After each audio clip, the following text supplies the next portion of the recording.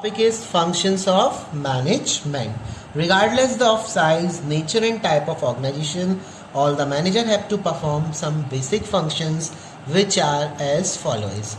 हमारा कोई भी हमारा ऑर्गेनाइजेशन का साइज़ हो, कैसा भी हमारा उसका टाइप हो, ऑर्गेनाइजेशन का नेचर हो, हर मैनेजर को कुछ बेसिक फंक्शंस परफॉर्म करने पड़ते हैं जिनको हम नाम देते हैं. सबसे पहला that is planning, second is organising, third is staffing, fourth is directing and fifth is controlling.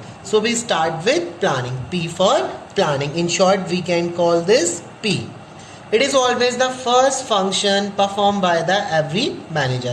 ये हमेशा ऐसा पहला फंक्शन होता है जो हर मैनेजर को परफॉर्म करना होता है. So planning refers to deciding in advance what to do, how to do, who is going to do, that is all. Planning हमारा डिसाइड करता है एडवांस में ही हमें क्या करना है, कैसे करना है, किससे उस काम को करवाना है.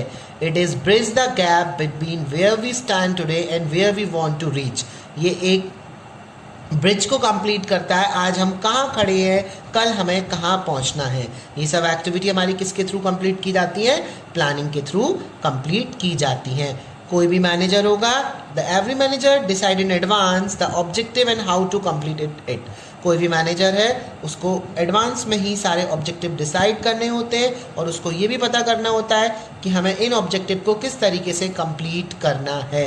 So it provide base for all other function. ये जो हमारा फंक्शन है प्लानिंग, ये बाकी के फंक्शन को बेस प्रोवाइड कराता है. किसी भी एंटरप्राइज के ऑब्जेक्टिव को किस तरीके से कंप्लीट करना है वो सब हमारा प्लानिंग के ऊपर डिपेंड करता है. जैसी हमारी प्लानिंग होगी उसी के बेस पर हमारा वर्किंग क्राइटेरिया चलता चला जाएगा. So that is the first function that is perform by the manager. Now we have to be move on the second function. That is the second function that is called the organizing. After setting up the plan, next function of every manager to perform, that is the organizing the activity and establishing an organization structure to execute the plan. हमारा पहला planning function होने के बाद जो हमारा next function होता है वो हमारा क्या होता है? सारी एक्टिविटी को ऑर्गेनाइज करना, उनको एस्टेब्लिश करना और साथ के साथ ये देखना कि हमने जो प्लान एग्जीक्यूट किया है वहाँ पर हम किस तरीके का ऑर्गेनाइजेशन स्ट्रक्चर रखेंगे. Setting up organisation structure, decide how many units and sub units और डिपार्टमेंट्स. जब हमने प्लान बना लिया, प्लान को एग्जीक्यूट करने के लिए हमें एक्टिविटी को ऑर्गेनाइज करना पड़ता है. इसके अंदर हम ऑर्गेनाइजेशन स्ट्रक्चर को सेटअप करते हैं. ऑर्गेनाइजेशन स्ट्रक्चर सेटअप करने के लिए सबसे पहले हमें ये देखना पड़ता है हमारी कितनी टोटल यूनिट्स बैठेंगी, उन यूनिट्स को कितनी सब यूनिट्स में डिवाइड करना है और हमारे कितने डिपार्टमेंट की ज़रूरत रहेगी और कितनी पोस्ट होंगी हर डिपार्टमेंट में, हर डिपार्टमेंट में कितनी पोस्ट की ज़रूरत रहेगी और उनकी हमें पीपल की अथॉरिटी रिस्पॉन्सिबिलिटी को किस तरीके से डिस्ट्रीब्यूट करना है. ये सब चीज़ें हमारे किसके अंदर आती हैं? प्लानिंग के बाद जो हमारा सेकंड फंक्शन होता है ऑर्गेनाइजिंग. ऑर्गेनाइजिंग के थ्रू हम सारी चीज़ों को एग्जीक्यूट किए हुए प्लान को अच्छे तरीके से क्या करते हैं? फॉर्मुलेट करते हैं. एक बार ये डिसीजन ले लिया, उसी के बेस पर हमारा ऑर्गेनाइजेशन स्ट्रक्चर सेटअप होता है. ये सारे फंक्शंस जो हैं आपके वो बाद में आप डिटेल में चैप्टर्स में पढ़ोगे. Your third and the most important function that is called the staffing. Staffing आपका क्या है? That is the most important function. Staffing is the third function of every manager has to be performed. It refers to recruiting, selecting, appointing the employees and give direction,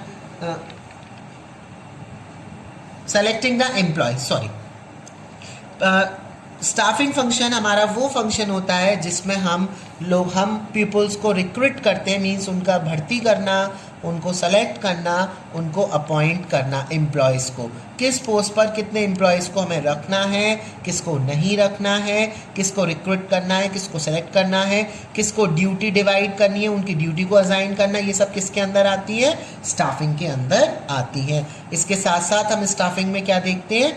कैसे people को training provide करानी है, उनको developing activities employees का किस तरीके से करना है, उनका डेवलपमेंट किस तरीके से करना है, उनका रेम्यूनरेशन क्या रहेगा, सैलरी डिसाइड करना, उनका प्रमोशन कब होना है, कब किसका प्रमोशन होना है, कब किसका इंक्रीमेंट होना है, ये इन सब चीज़ों को और उसकी परफॉर्मेंस को इवेल्युएट करना, उनके सारे रिकॉर्ड्स को रिपोर्ट बना उनकी सारी रिकॉर्ड्स को मेंटेन करना, उसकी रिपोर्ट बना के रखना। That is all function come into the staffing. Staffing में क्या होता है, ये हमारा थर्ड फंक्शन बोला जाता है जो हर मैनेजर को परफॉर्म करना होता है। इसके अंदर हम पीपल को सेलेक्ट करते हैं किसके लिए, जितनी भी हमारी जो जॉब वैकेंट होती है, और साथ के साथ हम एक कोऑर्डिनल रिलेशनशिप मेंटेन करते हैं, और जो हमारे एम्प्लॉयज़ हैं उनके ग्रीवेंसेस को भी हम क्या करते हैं, साथ के साथ टेक केयर करते हैं। यहाँ पर हमें पीपल को क्या प्रोवाइड कराना है, ट्रेनिंग डेवलपमेंट भी प्रोवाइड कराना है एम्प्लॉयज़ को, उनका रेम्यूनरेशन भी डिसाइड करके चलना है, कब उनको प्रमोशन देना है,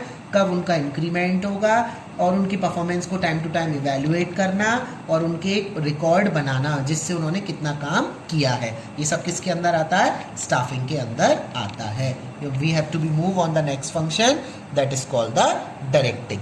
directing is your next function. What is directing? Once the employee are appointed, there is a need to instruct them and to get work done. जब एक बार हमारे एम्प्लॉयज़ अपॉइंट हो जाते हैं तो हमें उनको किसी भी काम को पूरा कराने के लिए हमें उनको प्रॉपर इंस्ट्रक्शन प्रोवाइड कराने पड़ते हैं। एक बार एम्प्लॉय अपॉइंट हुआ तो हमें वहाँ पर उनको क्या करना है, इंस्ट्रक्ट करना है। So directing refers to give direction and give instruction to the employees by motivating them, supervising the activity of the employees, communicative with them. That's all in directing. So in them, manager work as a leader. They provide guideline and give the right direction time to time, so the work done according to the set objective. It include 4 activity. यहाँ पर हमारे 4 element है, पर syllabus में हमारे 3 element है। Supervision को syllabus से हटा दिया गया है। पहला है मोटिवेशन, सेकंड है लीडरशिप, थर्ड है कम्युनिकेटिंग। ये 4 एलिमेंट आप आगे जाके चैप्टर्स में पढ़ोगे कि जब हमारे एक बार एम्प्लॉय अपॉइंट हो जाते हैं, उन एम्प्लॉय को किस तरीके से डायरेक्शन प्रोवाइड कराना, उनको इंस्ट्रक्शन देना, ये सब चीज़ें किसके अंदर आती हैं, डायरेक्टिंग के अंदर आती हैं। Now this is the last function that has to be performed by every manager, that is the controlling. So controlling, what is controlling? This is a kind of activity in which we have to be compare our actual performance with the planned performance. हम अपनी planned performance को अपनी actual performance से compare करते हैं, वो हमारा controlling बोला जाता है। And we have to be find out the deviations. If there any deviations occur, we have to be find out the reason why the deviation is coming up and give the suggestions how to overcome these problem also. Controlling क्या है? For example, यहाँ पर हम क्या करते हैं कि ये हमारा लास्ट फंक्शन बोला जाता है। यहाँ पे मैनेजर सबसे पहले, फॉर एग्जांपल जैसे मैं आपको बता रहा था कि एक मैनेजर ने डिसाइड किया कि उसको 100 शर्ट्स 1 मंथ के अंदर रेडी करानी। तुम फोन पे फोन मिलाए जा रही, ये हमारी प्लान परफॉर्मेंस थी। हमने इसको प्लान किया था कि हमें 100 शर्ट्स 1 मंथ के अंदर बनानी है। अगर हमारी 100 शर्ट्स 1 मंथ के अंदर कंप्लीट हो जाती हैं तो हमें कंट्रोलिंग की कोई भी ज़रूरत नहीं है। बनानी थी 100, बनी हमारी 80 शर्ट्स, तो there is a need of controlling, क्योंकि हमारी एक्चुअल परफॉर्मेंस क्या निकल कर आई, 80, और हमने उसको प्लान कितना किया था, 100 किया था।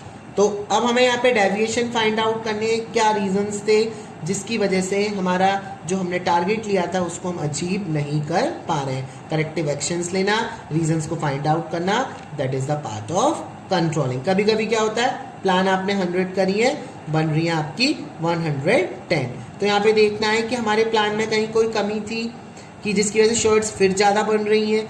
इक्वल आती तो ठीक है, बन रही है, ज़्यादा बन रही है तो अच्छी बात है, पर कहीं ना कहीं हमारी प्लानिंग में कोई ना कोई कमी रहेगी। तो कंट्रोलिंग में हम इन सब चीज़ों को फाइंड आउट करते हैं। Thank you.